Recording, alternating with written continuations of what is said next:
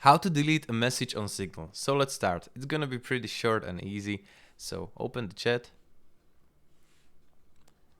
tap and hold on this message, and now just click here, delete.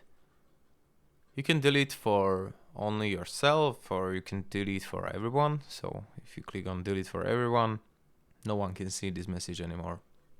If you wanna set up disappearing messages, I will show you how to do it. So go here, click on these three dots. Click here, disappearing messages.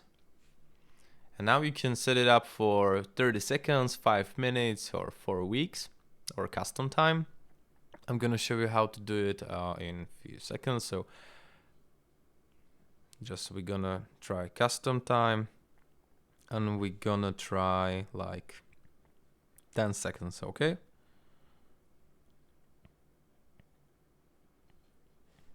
Here we go.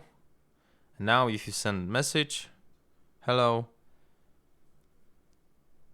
you don't need to worry about to delete it. It's gonna do it on its own. Look at this. Voila, and that's it.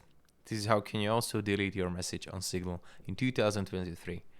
Thank you for watching. If you want to support this channel, please subscribe, hit the like button, and see you one click later. Goodbye.